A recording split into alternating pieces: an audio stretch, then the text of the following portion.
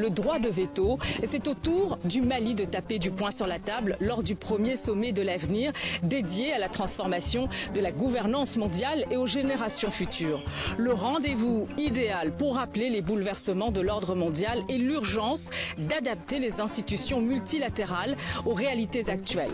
Au nom du président de la transition malienne, Assimi Goïta, le ministre des Affaires étrangères du Mali, Abdoulaye Diop, a plaidé en faveur d'un nouveau départ. Le sommet de l'avenir marque un nouveau départ pour la coopération internationale dans un cadre multilatéral pertinent, capable d'offrir un brillant avenir à toute l'humanité.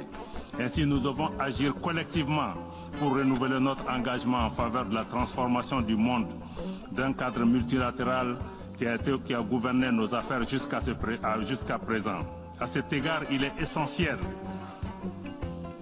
que des décisions et les engagements ambitieux permettent de répondre aux aspirations de nos populations, notamment ceux du Sud global. Il est également essentiel d'avoir le courage de procéder à des réformes de nos institutions multilatérales actuelles, notamment le Conseil de sécurité et des institutions internationales, afin de les adapter aux réalités de notre temps. La réforme globale de l'ONU, un serpent de mer. L'hypocrisie des puissances occidentales au sein du Conseil de sécurité éclate au grand jour. Rappelons que les États-Unis soutiennent une représentation permanente des pays africains, mais sans droit de veto, pour leur éviter de peser réellement sur les questions internationales telles que le conflit en Ukraine ou à Gaza. Ce qui ne semble pas choquer le moins du monde les alliés occidentaux de Washington. Terminer les paroles en l'air et les beaux discours, désormais les nations africaines veulent du concret. D'ailleurs, la mise au point du Mali ne s'est pas arrêtée là. Pour rappel, le pays a subi une attaque terroriste le 17 septembre dernier à Bamako contre une école de gendarmerie et l'aéroport. À la tribune du sommet de l'avenir, le dirigeant malien a salué le soutien de l'ONU, mais a également appelé le Conseil de sécurité à prendre ses responsabilités pour traduire en justice les auteurs, leurs financiers, leurs sponsors. Il a également dénoncé le soutien de l'Ukraine au groupe terroriste dans le Sahel.